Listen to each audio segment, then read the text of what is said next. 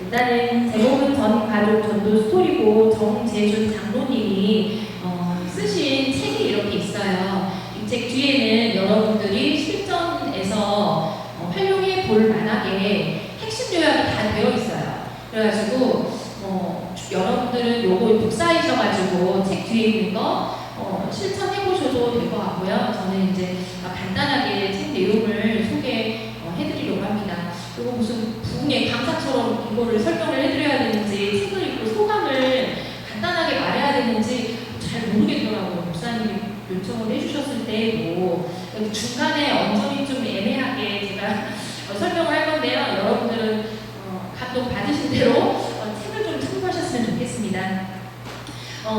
이 장로님도 어렸을 때에 교회를 다녀보신 적은 없다고 하더라고요. 누가 교회 한번 다녀볼래? 라고 말해주는 사람이 없어서 성인이 될 때까지도 교회는 안 다녀봤는데, 결혼을 하고 부인이 설교 녹음을 된 테이프, 찬양 이런 거를 이제 들려주셔가지고 그거를 듣고 교회로 가게 되었다고 하시더라고요. 근데 이제 예수 믿기 전에는 술하고 도박, 예수님을 믿었어도 사실은 겉사람은 죽고 속사람이 이제 새롭게 나야 되는데 그게 좀 어려우셨던 건가, 술과 도박을 했다고 이야기를 하시더라고요. 잠깐.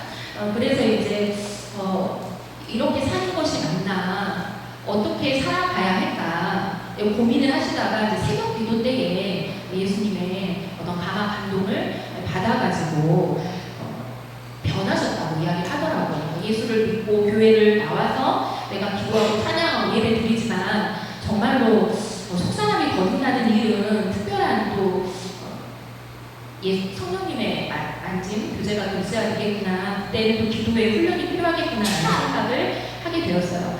장로님이 전도를 몇 년 동안 하셨는데 열매가 없으셨다고 하더라고요. 비슷해요. 저희 교회에 사는 것처럼 띠 두르고 팜플렛 만들고 선물 들고 나가가지고 사람 많은 곳에 가서 예수 믿으세요 하고 이렇게 전달하잖아요.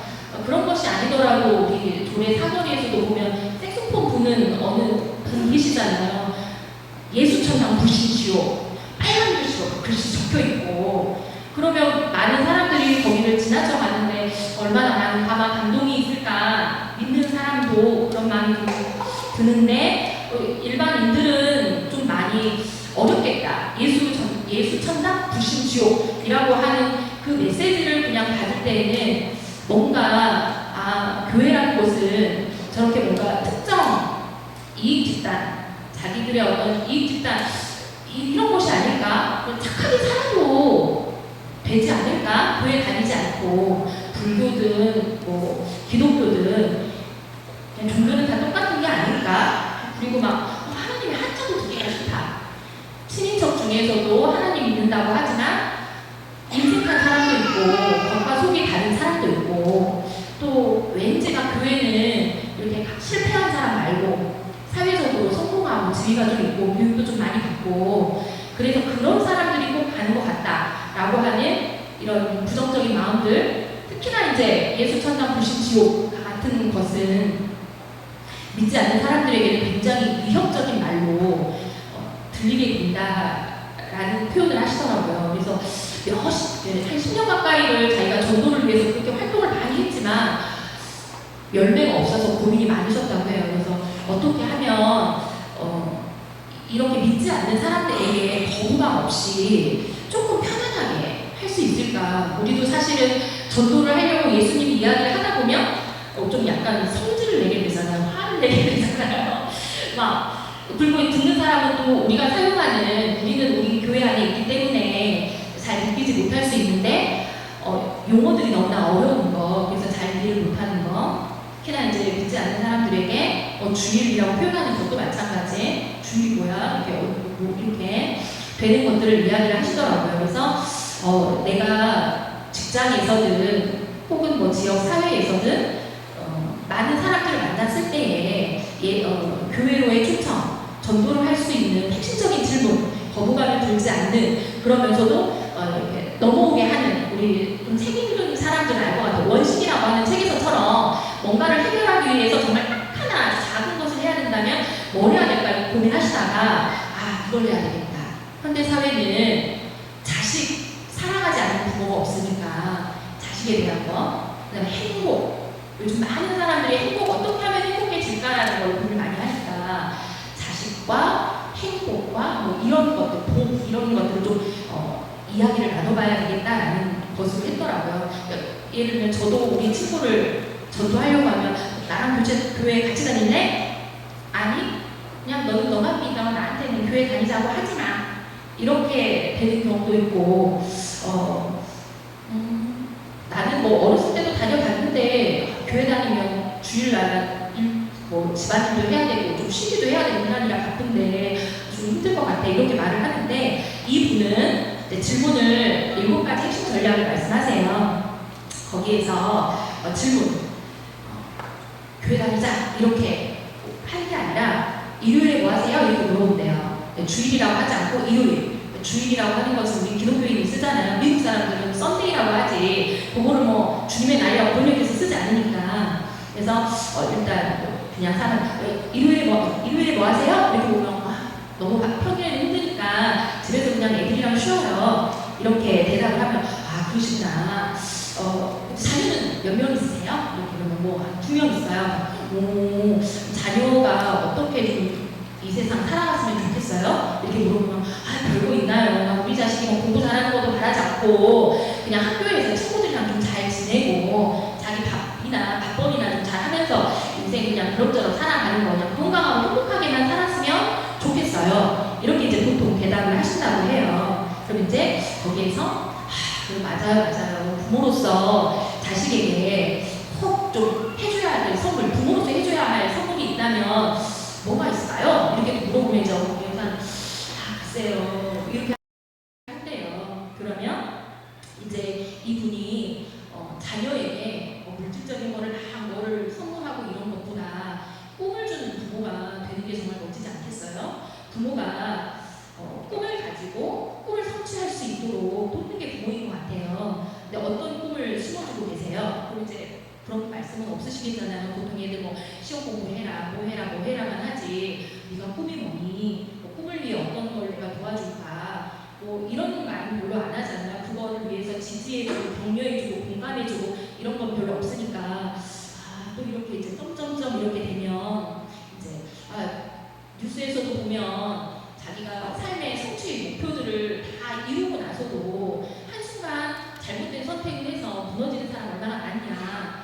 그래서 우리는 정말로 아이가 뭐 꿈도 심어줘야 되고 아이가 이런 삶의 목표를 두고 그걸 이루는 거를 도와주고 해야 되지만 정말 올바른 가치관을 심어주는 게 너무나 필요할 것 같다. 그런 것은 어떻게 또 하고 계세요? 이렇게 이제 좀 물어보시는 거죠. 정말 아이들은 그러면 이제 들으시는 분이 맞네. 정말 우리 아이한테 뭐 올바른 가치관을 뭐 설명해 줄 시간도 없이 학원 끝나고 오면 잘 시간이고 뭐 학원비나 이렇게 막 대주고 아이가 하고 싶다는 걸 이렇게 물질적으로 서포트 해주는 것만 생각했지 그런 건 조금 제가 하지 못했네요. 뭐 이런 식의 이제 뭐 자연스러운 대화를 하실 수 있겠잖아요. 이제 그럴 때 이제 이분이 인생의 여정에서 중요한 것 뭐라고 생각하세요? 이제 이렇게 물어보고 저는 다른 것 없이 우리 아이가 좋은 친구를 만나고 인생의 좋은 친구를 만나고 또 좋은 롤모델이 될 수 있는 스승님을 만나고 그 다음에 또 좋은 배우자를 만나가지고 행복한 가정을 이루면 이거보다 더 큰 복이 없을 것 같다. 다들 이제 공감하시는 고개를 끄덕이시겠잖아요. 그때 이렇게 혹시 근데 이런 것들은 내가 도와줄 수 있지 있는 문제가 아니지 않냐. 다 미래지향적인 것이기 때문에 그래서 내가 자녀를 위해서 조금 기도를 좀 해주고 싶은데 혹시 자녀의 이름 알려줄 수 있냐. 내가 새벽 기도 나가가지고 그것을 가지고 기도를 하겠다 이렇게 말을 한대요. 그러면 100이면 100 나 못 알려주겠다 이렇게 하시는 분이 없대요. 다 알려주신대. 기도해준다고 하니까 복을 빌어준다고 하니까 그러면 이제 그때 혹시 그러면은 부인의 이름도 좀 알려줄 수 있겠냐. 왜요? 부인까지인데요. 이렇게 물어보면 엄마가 평안해야지 주 양육자로서 가정이 평안해지고 행복해지지 않겠냐. 아이들도 중요하지만 부인도 너무 중요하다. 부인 이름도 알려주시면 내가 함께 기도하겠다 해가지고 이제 자녀와 부인의 이름을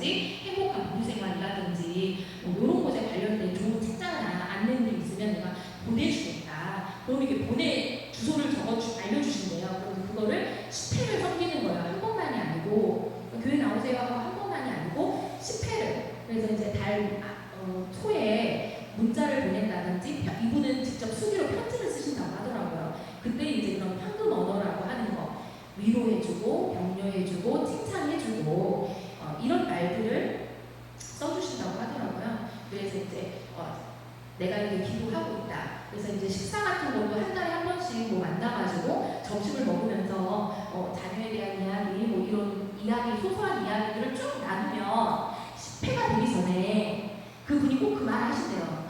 나한테 왜 이렇게 잘해주세요? 이렇게.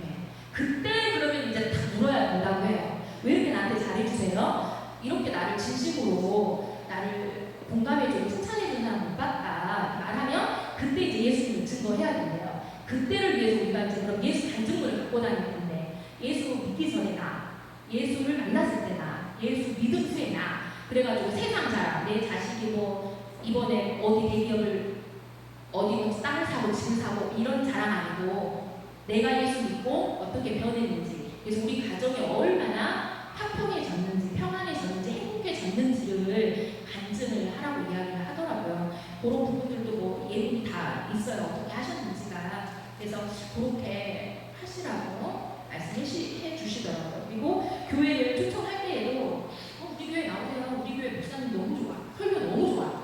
이렇게 하면 유튜브에도 이런 식으로 집에서 듣고 있어요. 이런 식으로 될 수 있잖아요. 그러니까 그렇게 하지 마시고 이분이 정말로 내가 그렇게 이제 예수님이 제자를 섬긴 것처럼 섬겼을 때 이 마음의 변화가 있어서 내가 당신이 믿는 예수님을 믿고 싶다라고 말할 때 초청을 하라고 하시더라고요.